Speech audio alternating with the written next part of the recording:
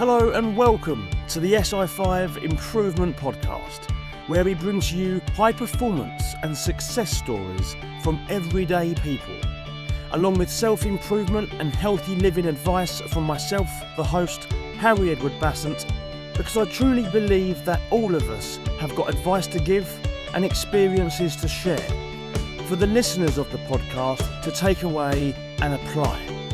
Because when we improve ourselves, that is when we improve our life.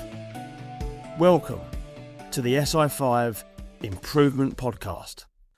Hello everybody and welcome back to the SI5 Improvement Podcast. Thank you very much for being here. Really appreciate you tuning in and for your ongoing support in following this show. And if you haven't done already, hit the follow button because we have everyday guests on every other week onto this podcast, whether they're coaches or everyday people with success stories to share, as well as advice from myself, the host, Harry Edward Bassant, who brings you some advice and experiences from what I've obtained in life and for the studying that I have done in nutrition and self-improvement in general over the past 6 years since transforming myself back in 2020. So thank you for joining. Really do appreciate it. I hope your year has started well, but it's that time of the month. No, not PMC. It's that time of the month where people start to fail their New Year's resolutions, right? It's the 24th of January today, at the date of this recording. So it's beginning to come to the end of January. And I had a coach on my podcast last week, Coach Michael Hicks, and he stated that the latest statistics on New Year's resolutions is that 90% of people who start a New Year's resolution fail come the third week of January. Now, I'm all for New Year's resolutions. I love New Year's resolutions. I think there's no better time to start a new lifestyle than the beginning of a fresh, brand new year. I don't think there's a better time. Like, why not go into a new year and literally start fixing the things that you need to be fixed, improving on the things that you need to improve, and maintaining the things that you've done really well in the last year going forward.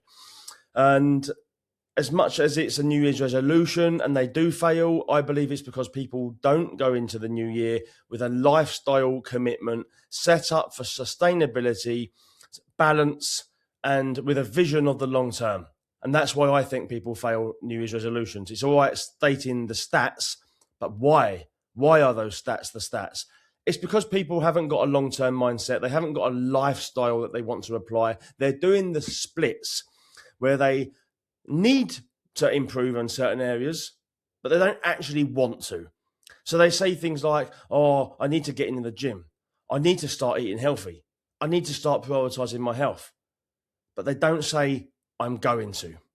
I am going to improve my health this year. I am going to increase my mental well-being.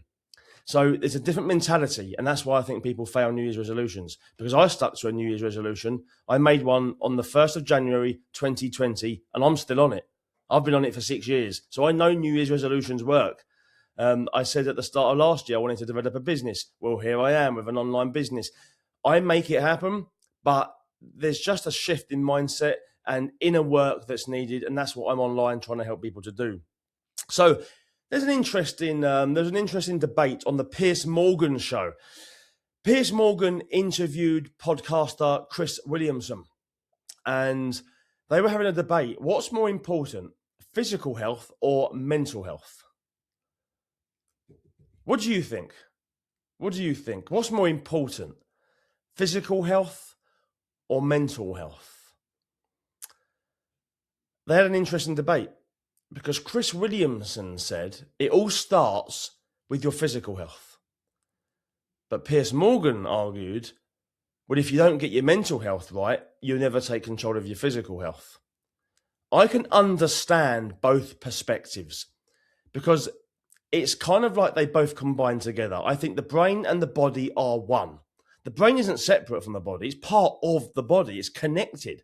And not only is it part of the body, it's connected via the vagus nerve that is controlling all the nerves all over the body, and everything communicates with each other. Like the gut microbiome communicate with the brain communicates with all the muscles, everything. You know, you're not going to build your muscles without the brain. You know, my dad suffered from motor neurone disease, And that stopped the signals getting to the brain. Now, people with MS have a similar struggle where the connections to the muscles and the brain aren't connecting and not firing properly. Everything's connected. So I understand both arguments. So if you've got your mental health and your mental well-being is fantastic, are you going to be in a better place to look after your physical health? Probably yes. Because if you're feeling good, you're less likely to self-soothe on substances. You're less likely to give in to temptations. You probably won't have any temptations because you'll probably have no need for temptations because you're in such a good mental place. If your physical health is really good, does that mean that your mental well-being will be good? Well, it's arguably no, because I've seen many healthy people who are still depressed because they haven't got other areas of their life in shape. However, as I'm speaking, it seems as though I'm going towards the mental well-being is first, and that's the first thing that takes place. But actually, I agree with Chris Williamson. I believe physical health comes first. And even though I see a lot of physical people who are physically healthy or seem physically healthy, they're probably fit, but they're probably not healthy. And that's the thing that maybe can deter us from thinking clearly with this situation, is because they seem like they're healthy, but they're not. And I know a few people who, well, a friend of mine was in the armed forces, physically looked in shape, but wasn't eating well, wasn't hydrating, was drinking too much alcohol, and he suffered mentally. So that's a prime example. So I believe, based on my experience, when I was 20 stone in weight and I was suffering mentally with depression and negativity, the first action I took was to improve my physical health. That is the first action that I took. And that came with some force because I didn't feel like it. But if you start working on the mind work first and not applying physical health, you're still going to be drinking. You're still going to be eating badly. You're still going to be neglecting your sleep. No matter what mind work you do, you're not going to be in a place to take action on that mind work. But on the physical work, if you can force yourself to stop drinking and force yourself to start eating well, force yourself outside to exercise, then you will start to see your mental well-being developing. And then you work on the mind work as well, and then you start applying that, and then it all starts to align nicely and you start to improve physically and mentally. But I believe it all starts with your physical health, based on my experience. Now, I'm going to go into the science behind this now, and I'm going to skim over the 7 magical physical things that you can do to get your mental well-being in order. Number 1, and this isn't the most important one, by the way, this is just in random order. The first one that I've written down, though, on my notes here is exercise.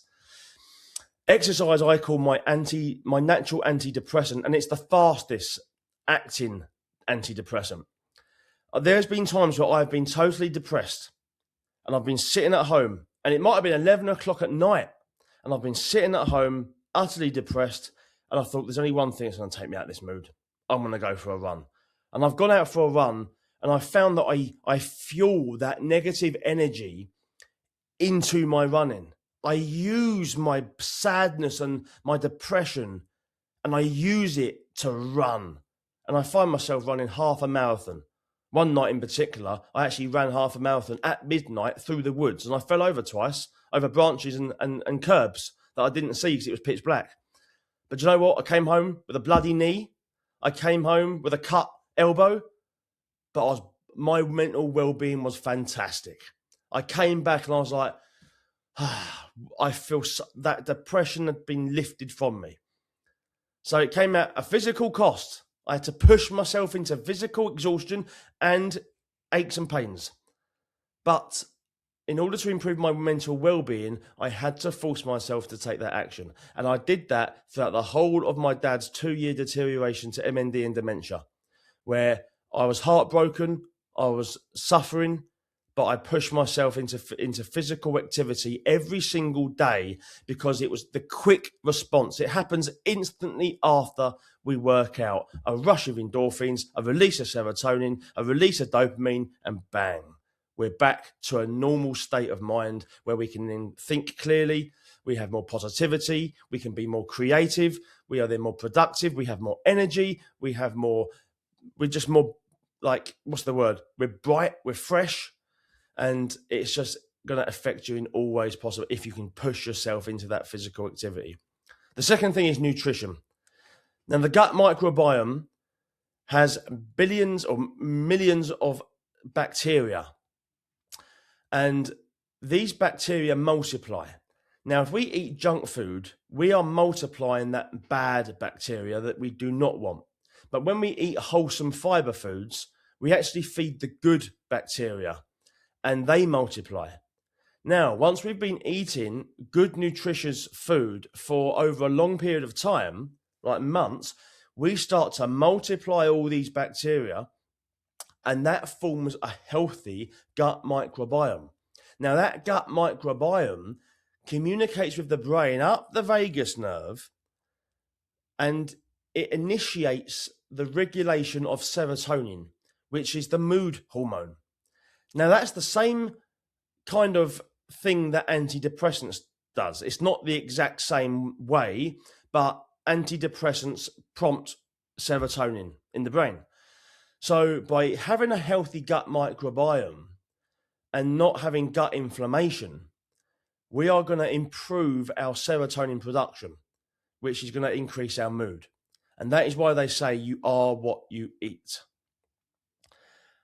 Cold water therapy is the third point I want to raise here. Now, especially for anyone overcoming addiction or mental depression, mental struggles, just 5 or 10 minutes of cold exposure can release dopamine, which is the feel-good motivation hormone, or chemical, that once you get out of that cold plunge, it makes you feel good for 4 hours. This dopamine rises naturally. It's not dopamine hits as in scrolling on social media for likes or junk food or alcohol or cocaine or whatever it might be that's going to spike your dopamine. This is a natural dopamine that cold water prompts our brain to release. Keeps us in a good mood for 4 hours. Very similar to exercise in the release of endorphins.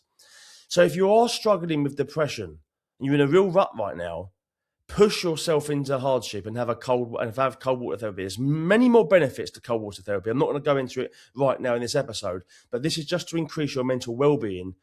Get in a cold plunge, get in a cold shower, 5 minutes, 10 minutes, and you will feel 100% better afterwards. Hydration. Now, water is the most important nutrient the human body can consume, and it needs it. Because without water, we sometimes forget this, don't we? We all talk about protein and carbohydrates or healthy fats and iron and vitamin C and vitamin D. But actually, water is the most important nutrient. It's a nutrient. And if we don't have water, we die within just weeks. We will die. But also, if we don't have water within 24 hours, our brain function can suddenly start to deteriorate quite rapidly. So brain function is so important for mental well-being. So we need to hydrate. I'm not talking about heaps full of Ribena or Coca-Cola or coffee. I'm talking about pure water. The fifth one is obviously no alcohol or drugs because we might be feeling depressed and so we turn to alcohol and drugs and potentially junk food. But by turning to these things, yes, we're self-soothing ourselves in the moment and we're making ourselves feel better. So it is a very temporary solution to our emotional pain. But in the long term, alcohol is a depressant. Drugs are a depressant. You will feel absolutely miserable in the long run if you are turning to these substances. So total abstinence from these substances are really beneficial for your mental well-being. The sixth thing is reading. Now, I know this isn't necessarily a physical thing, but you are feeding your brain with daily motivational content. If you're reading a non-fiction book and it's either a self-help book or an educational book around nutrition or addiction or well-being, physical health, or you're reading an autobiography from someone who's really inspiring, who's going to motivate you into action. That's really important. So I feel like feeding your brain first thing in the morning with some knowledge from someone, it's like speaking directly to the author. They're your mentor, and they are telling you some wisdom that you can apply into your life. First thing in the morning is going to set you up for your day, and last thing at night, when we're in a melatonin state, which is the sleep hormone, and that starts to produce in the late afternoon, but more so in the evening when the lights come down, even more so. When we're in that kind of melatonin state of relaxation and getting ready to wind down, our subconscious actually receives more information to store. So reading last thing at night is going to store that information in your brain. So if you're reading an educational book, just don't put yourself under stress that time of night, but just read. Just read and let your subconscious do the rest of the work. And that will then direct you in the right direction going forward in your life. And the seventh thing is journaling. When we journal, we reflect. When we reflect, we can learn. We're aware. When we're aware, we learn. And when we learn, we can improve. And when we improve, we don't make that same mistake again. So every single day, we are making mistakes as human beings. If we reflect on those mistakes and see what we can learn from them and realize that have the clarity of what we can do better, we're going to improve our life 1% every single day. We can also just get our thoughts out onto paper. We can also remind ourselves of what we've done well that day, because sometimes we forget. And some people are full of negative self-talk. But by reminding yourself of all the good things you've done that day, and potentially even looking back at our past and realizing what we've achieved in the past and just reflecting on that and writing that down in your journal, it's just reaffirming, the good stuff that we have done, so it reminds ourselves, and that increases our self-worth and self-esteem. And with that comes less likely to self-soothe on addictions and junk food and bad habits, because we're no longer feeling negative about ourselves. We're now reminding ourselves that actually we have done really well, and we start to generate a positive mindset about that and realizing that we have more confidence in ourselves, and with that confidence pushes us forward, and it all starts to align together. So these 7 magical tips for your better well-being, when applied together as a lifestyle. So it might be that you get up in the morning and you get outside for a run. Last thing at night, or in the evening, you might have a cold plunge. Or you might do it the reverse. You might wake up and have a cold plunge. Go for a run in the afternoon. You eat a healthy, nutritious diet. You do your journaling. You do your reading. You hydrate. These things, when done together, will provide you the magical cure you need for your depression, your well-being, your anxiety, and anything else that you are struggling with right now if you do this task. It's not going to be easy, all right? To increase your mental well-being, it takes hardship, right? No growth comes in your comfort zone. You have to push yourself out of your comfort zone to increase your mental well-being. I said at the start of this podcast, you have to force yourself initially to do the physical things. When you force yourself to do the physical things, that's when your mental well-being will be better. Now, there are things in order to force yourself, that takes some mindset work. And that's what I'm helping people with one-to-one online, because that really does take some inner work. You need to get your identity aligned. You need to get your vision aligned. You need to get your lifestyle set up, but you need to get your mindset engaged to surrender to that struggle. And without that, I don't think you will be able to force yourself. So it's going to take some mindset work. If you want some one-to-one mentoring, please reach out to me, and I can give you some advice like before that one-to-one mentoring takes place. If you want my advice, reach out for it. But that is going to take some force. It is going to take some willpower to start off with. And I believe motivation is absolutely key. I don't care what anyone says out there in the world nowadays. They all say, scrap motivation. It doesn't last. It runs out. True, it does run out. But it doesn't mean it's not important. It means that we need it for a short amount of time. because it only lasts a short amount of time. It's an initial burst, right? A rocket, to get out of Earth's atmosphere and go to the moon, it needs an initial burst of fuel. We need the same. Motivation is bloody important, and I'm getting fed up of hearing people say that it's not, because that is the thing that's going to kickstart your personal growth. It's going to be the thing that kickstarts your mindset to be stamped down 100% committed to your journey ahead. Without that, that's why people wake up in the morning and go, I'll just start Monday. That's why they have that mentality, because they lack motivation.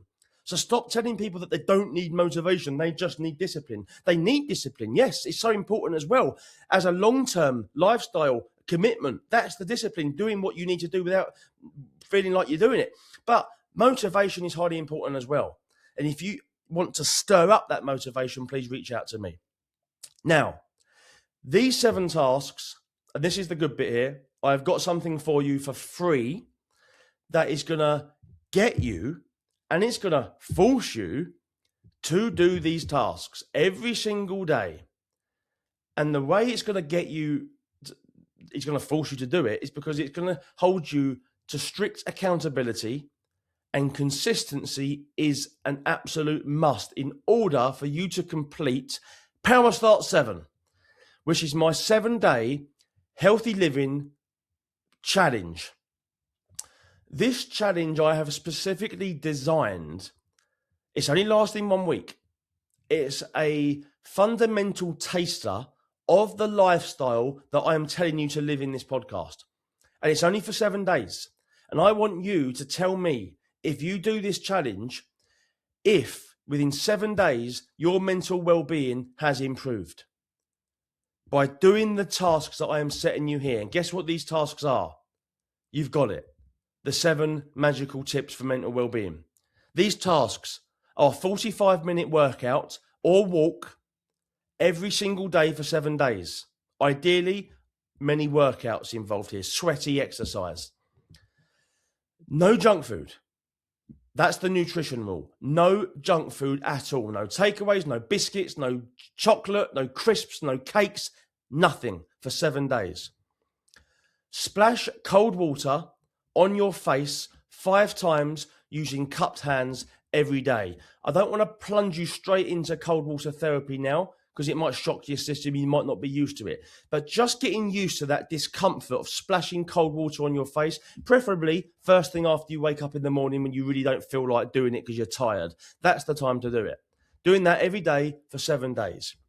2 litres of water minimum every day for 7 days. Reading 5 pages of a non-fiction book or autobiography from an inspirational person, 5 pages every day for 7 days. Journaling. Now I've got evening journaling questions that have to be done before your bedtime. You have to answer these questions every single day in your notebook or your journal every day for 7 days. Those questions can be found once you download the challenge on the PDF. You'll see those questions. No alcohol, drugs, or nicotine. Not once.